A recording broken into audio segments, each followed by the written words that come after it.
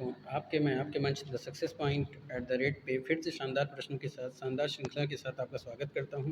आज का सेशन बहुत ही शानदार, बहुत ही प्यारा होने वाला है दोस्तों। तो फटाफट से वीडियो को शेयर कर दें, लाइक कर दें, क्योंकि दोस्तों बहुत मेहनत के साथ मैं महत्वपूर्ण प्रश्नों को बनाता हूं ताकि आप अपने लक्ष्यों के करीब पहुंच सकें दोस्तों। हमारा लक्ष्य है आपका विश्वास, आपका भरोसा दोस्तों, और आपकी सफलता। तो फटाफट से वीडियो को सब्सक्राइब कर दें दोस्तों। जो अभी अगर मेरे चैनल पे नए विजिटर हैं वो सब्सक्राइब कर दें, जो जुड़े हुए हैं वो शेयर कर दें, ताकि वीडियो ऐसे लोगों तक पहुंच सके जिनको बहुत ज़्यादा ज़रूरत है दोस्तों। चलिए शुरू करते हैं शानदार प्रश्नों के साथ शानदार श्रृंखला। तो दोस्तों आज का पहला प्रश्न है कि निम्नलिखित कथनों पर विचार करना है। राजवर्धन की मृत्यु के बाद 606 ईस्वी में 16 वर्ष की अवस्था में हर्षवर्धन थानेश्वर की गद्दी पर बैठा। वह हर्षवर्धन को शीलादित्य के नाम से संबोधित करता था। वह हर्षवर्धन को किसको राजवर्धन हर्षवर्धन को शीलादित्य के नाम से संबोधित करता था। तो दोस्तों ये कथन बिल्कुल सही है। अगला कथन क्या है कि हर्ष का साम्राज्य सामंती संगठन पर आधारित था। जो हर्ष की उपाधियां परम भट्टारक, महाराजा धीराज, चक्रवर्ती, परमेश्वर आदि से स्पष्ट होता है। ये भी कथन सही है दोस्तों। अगला कथन क्या कह रहा है कि गुप्त के विघटन के बाद उत्तर भारत में जिस राजनीतिक विकेंद्रीकरण के युग का आरंभ हुआ, हर्षवर्धन के राजरोहण के साथ ही उसकी समाप्ति भी हुई। तो दोस्तों ये भी कथन बिल्कुल सही है। तो उपयुक्त में से कौन सा कथन सही पूछा है? तो 1, 2, 3 तीनों सही है। तो कौन सा ऑप्शन हो जाएंगे? डी। तो D is the right answer for this question. अगले प्रश्न की तरफ चलते हैं। अगला प्रश्न कह रहा है कि निम्नलिखित प्रश्नों पर विचार करना है, यानी कथन मान लीजिए उसको दोस्तों, कि हर्ष ने शशांक को पराजित कर कन्नौज पर अधिकार कर लिया। उसने उत्तरी भारत के अन्य राज्यों को भी अपने अधीन कर लिया था। वह इनके विवरण के अनुसार हर्ष ने उत्तरी भारत के 5 राज्यों को अपने अधीन कर लिया। संभवतः यह 5 राज्य पंजाब, कन्नौज, बंगाल, मिथिला तथा उड़ीसा थे। तो ये कथन भी क्या है दोस्तों? सही है। अगला कथन क्या है कि पश्चिम में उसने वल्लभी के शासक ध्रुवसेन द्वितीय से अपनी पुत्री का विवाह कर शत्रुता समाप्त की और मैत्री संबंध स्थापित किया। तो दोस्तों दोनों ही कथन क्या हैं? सही हैं।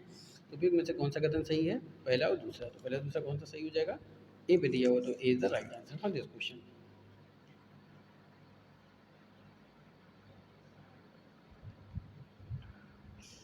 ठीक है दोस्तों, चलिए आगे प्रश्न की तरफ चलते हैं।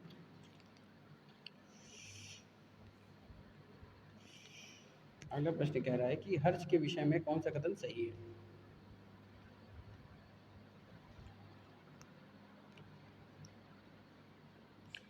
पहला कथन क्या है कि हर्ष ने कश्मीर पर आक्रमण कर वहां से भगवान बुद्ध का दांत कन्नौज के निकट संग्राम में स्थापित किया। कश्मीर अभियान के बाद हर्ष ने उत्तर अभियान की सैनिक अभियान कर कुंतल, चोल और कांची की विजय की। बिल्कुल सही है दोस्तों। अगला किया 647 ईस्वी तक शासन किया। ठीक है, हर्ष ने संभवता, यहाँ पे क्या लिख गया है दोस्तों? समझौता लिख गया है। ठीक है, इसको हम क्या कर सकते हैं? इसको ठीक कर सकते हैं, संभवता। ठीक है दोस्तों, ठीक कर लेते हैं। क्या हो जाएगा? ये संभवता होगा यहाँ पे, संभवता।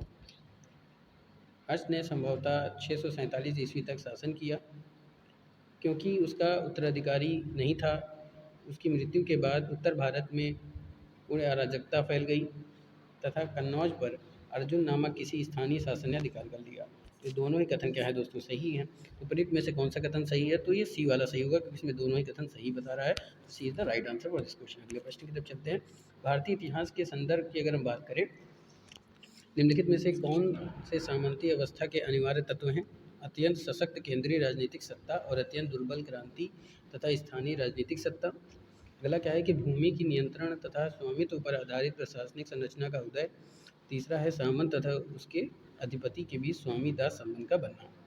इसमें से कौन सा कथन सही है दोस्तों? आपको बताने हैं। क्यूबिक कोड का प्रयोग करते हुए सही उत्तर चुनना है। तो फटाफट से आंसर दीजिए दोस्तों, क्या आंसर होगा? तो दोस्तों इसका आंसर होगा पहला कि अत्यंत सशक्त केंद्रीय राजनीतिक सत्ता और अत्यंत दुर्बल क्रांति तथा स्थानीय राजनीतिक सत्ता। बिल्कुल क्या है?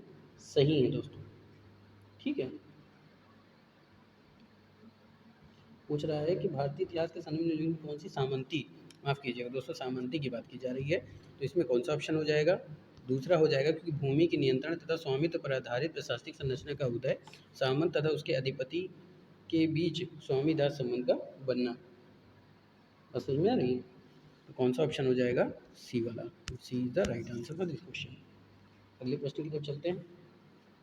चलिए, अगला प्रश्न कह रहा है कि भारत की यात्रा करने वाले चीनी यात्री वेनसांग ने तत्कालीन भारत की समान दशाओं और संस्कृति का वर्णन किया है। आइए देखते हैं कैसा वर्णन किया है। कि सड़क और नदी मार्ग लूटमार से पूरी तरह सुरक्षित थे। आपको कथन बताना है दोस्तों,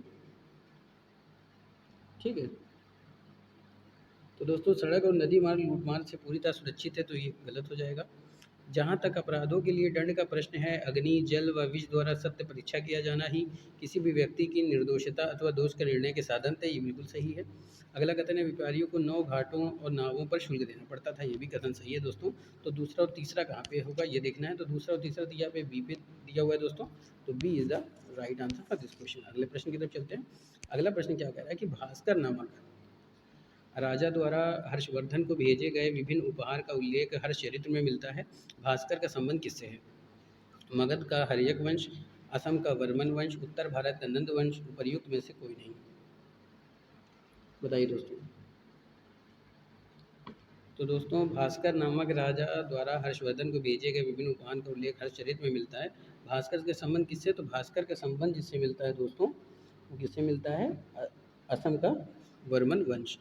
तो ये हो जाएगा बी। तो B is the right answer for this question. अगला प्रश्न, कलहण की रात तरंगड़ी से लिए गए निम्नलिखित कथनों पर विचार करना है। आइए देखते हैं।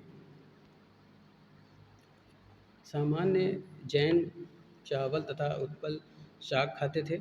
हर्ष ने कश्मीर में एक ऐसा आम पोशाक शुरू किया जो राजा को शोभा दे, जिसमें एक लंबा कोट शामिल था। उपर्युक्त में से कौन सा कथन सही है, आपको ये बताना है दोस्तों। तो फटाफट से आंसर दीजिए दोस्तों। तो दोस्तों, इसका ऑप्शन क्या होगा कि दोनों ही कथन सही हैं। कहाँ पे? सी पे। तो C is the right answer for this question. अगले प्रश्न की तरफ चलते हैं। अगला प्रश्न कह रहा है कि गुर्जर प्रतिहार शासकों में से इसकी उपाधि आदि वरह थी। वत्सराज, नागभट्ट द्वितीय, मिहिर भोज, नागभट्ट प्रथम। तो गुर्जर प्रतिहार शासकों में जिसकी उपाधि आदि वरह थी, वो कौन था? वो था Mihir Bhoj. C is the right answer for this question. अगले प्रश्न की तरफ चलते हैं।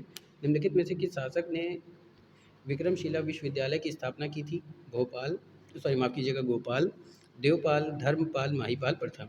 दोस्तों, अगर अभी तक आपने मेरे चैनल को सब्सक्राइब नहीं किया है तो चैनल से जुड़ जाएं, सब्सक्राइब करें, बेल आइकन ऑन करें ताकि नोटिफिकेशन मिलती रहे। दोस्तों धीरे धीरे व्यूज़ घट रहे हैं, क्योंकि दोस्तों अगर व्यूज़ ही घटेंगे तो हम लोग का मनोबल घट जाता है दोस्तों, जिससे हम लोग उस वे में नहीं पढ़ा पाते दोस्तों। तो इसलिए ज़्यादा से ज़्यादा लोगों को इस चैनल से जोड़ें दोस्तों, ताकि व्यूज़ बढ़े और हम लोग का भी मनोबल बढ़े, ताकि हम लोग और महत्वपूर्ण प्रश्नों को आपके बीच लाएँ, जिससे आपका सिलेक्शन डेफिनेटली हो सके दोस्तों। चलिए आगे चलते हैं। निम्नलिखित में से किस शासक ने विक्रमशिला विश्वविद्यालय की स्थापना की थी? तो विक्रमशिला विश्वविद्यालय की स्थापना जिसने की थी दोस्तों, वो किसने की थी? धर्मपाल ने। किसने की थी? धर्मपाल ने। तो C is the right answer for this question. अगले प्रश्न की तरफ चलते हैं। बेसर शैली के विषय में आगे प्रकाश डालते हैं। बेसर शैली का विस्तार विंध्य तथा कृष्णा के बीच में है। इसे दक्षिणावर्त भी कहा जाता है। बेसर शैली में नागर तथा द्रविड़ शैली के तत्व मिश्रित हैं। बेसर शैली के मंदिरों में देउल, गर्भगृह और जगमोहन होता था। इस शैली के मंदिर अर्धगोलाकार थे। उपयुक्त में से कौन सा कथन सही है, आपको ये बताने हैं दोस्तों।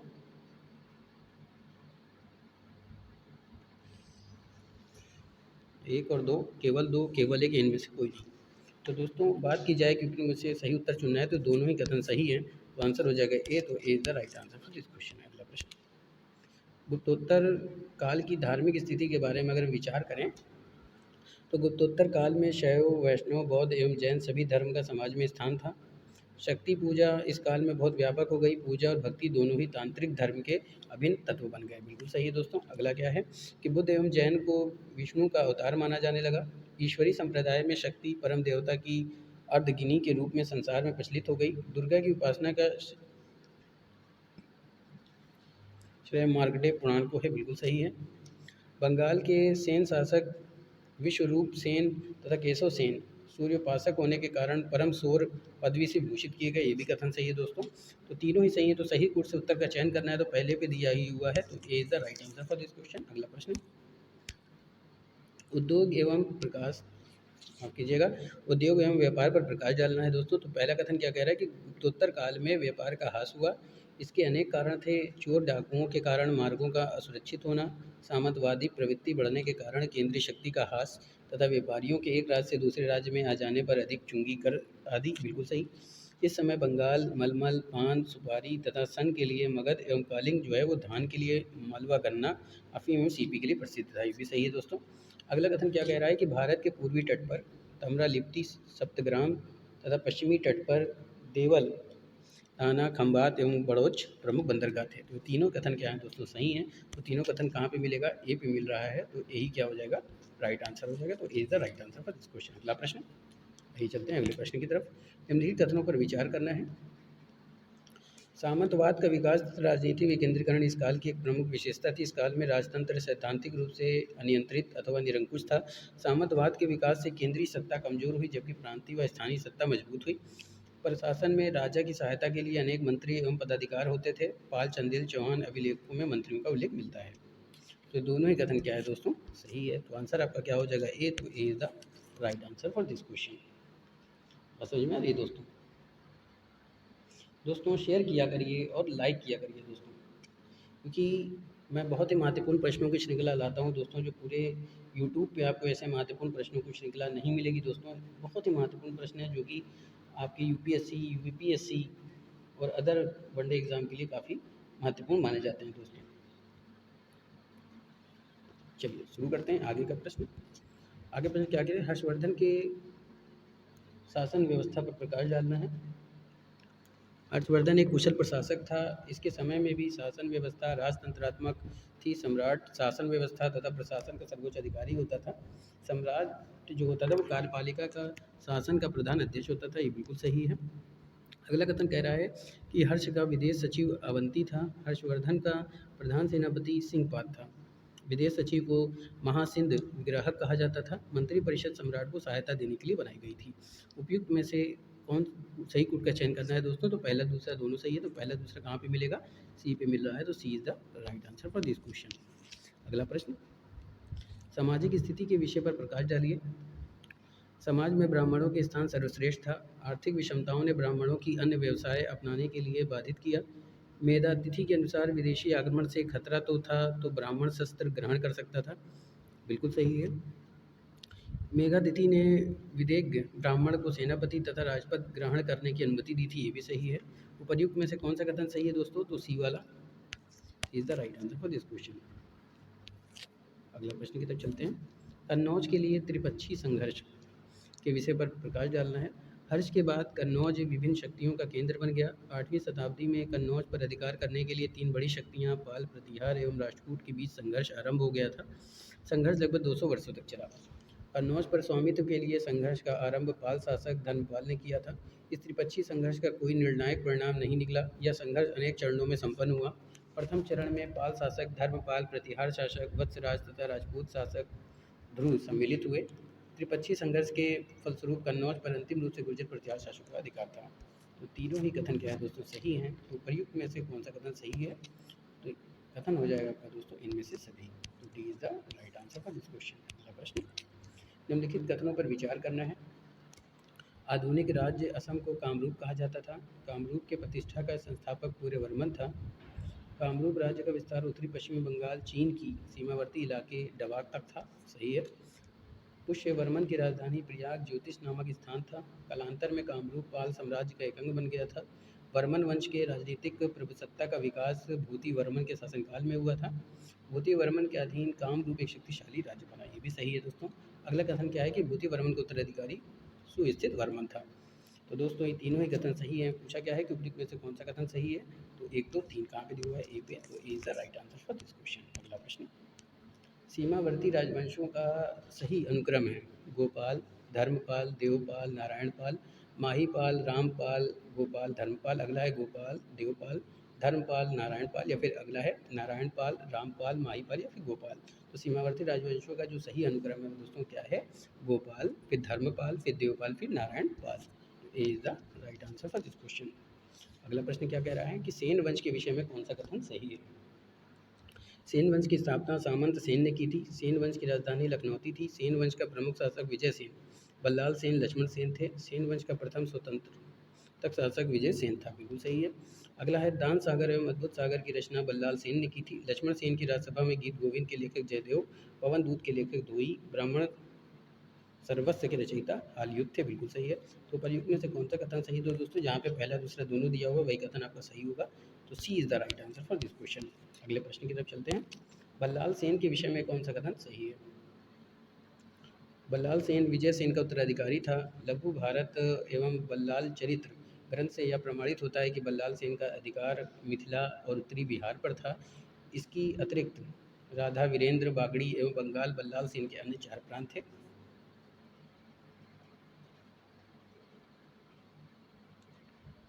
बल्लाल सेन स्वयं विद्वान एवं विद्वानों का संरक्षण था। उसने दान सागर ग्रंथ की रचना की थी तथा एक अन्य ग्रंथ अद्भुत सागर की रचना को प्रारंभ किया था, किंतु उसे पूर्ण नहीं कर पाया। बिल्कुल सही है। बल्लाल सेन को बंगाल में जाति प्रथा तथा कुलीन प्रथा को संगठित करने का श्रेय प्राप्त है।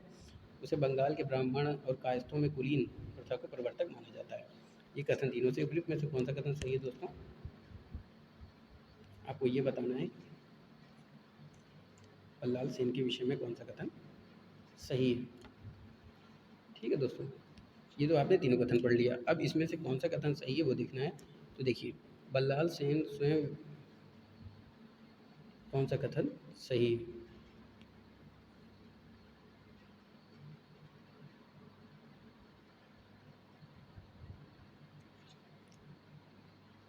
तो दोस्तों तीनों ही कथन सही है, इसमें कोई ऑप्शन नहीं दिया, तो क्या हो जाएगा? D, D is the right answer for this question. अगला प्रश्न, अगला है कारकोट वंश के विषय में विचार करना है। 7वीं शताब्दी ईस्वी में दुर्लभ वर्धन नामक व्यक्ति ने कश्मीर में कारकोट वंश की स्थापना की थी। युआन चांग यानी वेंसोंग जिसे कहा जाता है, उसके शासनकाल में कश्मीर की यात्रा पर भारत आया था। बिल्कुल सही है। दुर्लभ वर्धन के बाद उसका पुत्र दुर्लभ अगला शासक हुआ। दुर्लभक के बाद चंद्रपिंड राजा हुआ जो एक न्यायप्रिय शासक था। इसके बाद तारापीठ शासक हुआ। कल्हड़ ने उसे क्रूर तथा निर्दयी बताया। बिल्कुल सही है। अगला क्या कह रहा है कि इस वंश के सबसे शक्तिशाली राजा ललितादित्य मुक्तापीठ था। बिल्कुल सही है। सही कुट से सही उत्तर चलना है तो ये पहला हो जाएगा दोस्तों, क्योंकि इसमें तीनों ही कथन सही बता रहा है। तो is the right answer for this question. अगला प्रश्न, उत्पल वंश के विषय में प्रकाश डालना है। आइए देखते हैं। कारकोट वंश के बाद कश्मीर में उत्पल वंश का शासन हुआ। कश्मीर के उत्पल वंश की स्थापना अर्वोत वर्मन ने की थी। उसने अर्वोत वर्मन नामक नगर की स्थापना भी की। उसके अभियंता सुई ने सिंचाई के लिए नहर का निर्माण करवाया। बिल्कुल सही है। 980 ईस्वी में उत्पल वंश की रानी दित्ता एक महत्वाकांक्षी शासिका हुई। बिल्कुल सही है। 1003 ईस्वी में रानी की मृत्यु के बाद संग्राम राज्य शासक बना जिसने कश्मीर में लाहौर वंश की नींव रखी। तो दोस्तों आपने तीनों ही कथन पढ़ लिया है। अब आपको बताना है कि इसमें से कौन सा कथन सही है। समझ में आ रही है कौन सा कथन सही है? तो फटाफट से आंसर दीजिए दोस्तों।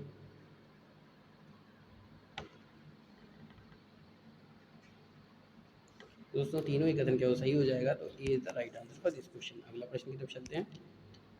लोहार वंश पर विचार करना है। आइए देखते हैं। उत्पल वंश के बाद कश्मीर पर लाहौर वंश का शासन हुआ। इस वंश के संस्थापक संग्राम राज था। संग्राम राज के बाद अनंत राजा हुआ। उसकी पत्नी सूर्यमती प्रशासन को सुधारने में उसकी सहायता करती थी। लोहार वंश का शासक हर्ष विद्वान कवि तथा कई भाषाओं का ज्ञाता था। कल्हड़ हर्ष का आश्रित कवि था। दोनों ही कथन क्या है दोस्तों? सही है। अगला क्या कह रहा है? लोहार वंश का अंतिम शासक जयसिंह था। उसने अपने शासनकाल में यवनों को परास्त किया। कल्हड़ की राजतरंगड़ी का विवरण जयसिंह के शासन के साथ ही समाप्त हो गया। बिल्कुल दोस्तों ये तीनों ही कथन सही हैं। तो कहाँ पे आंसर होगा? डी पे। तो D is the right answer for this question. बस समझ में आ रही है दोस्तों? चलिए आगे चलते हैं। अगला प्रश्न क्या कह रहा है? माफ कीजिएगा। अगला प्रश्न कह रहा है,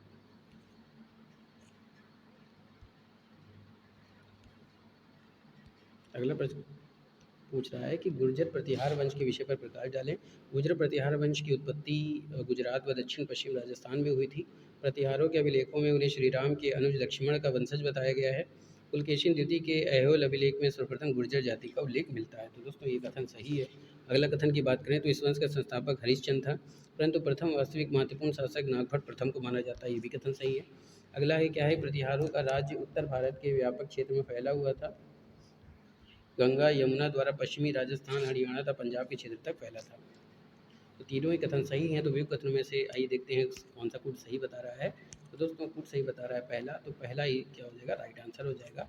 तो A is the right answer for this question.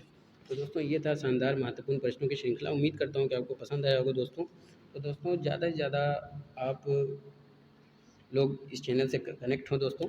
बहुत ही महत्वपूर्ण प्रश्नों की मैं श्रृंखला लेके आपके बीच में आता हूँ, जो कि आईएएस और पीसीएस के एग्ज़ाम में पूछे गए हैं दोस्तों, और अदर वनडे एग्ज़ाम में भी ये काम आएंगे। तो दोस्तों फिर मिलेंगे इसी शानदार उत्साह के साथ, शानदार प्रश्नों के साथ। तब तक के लिए जय Hind, wish you all the best.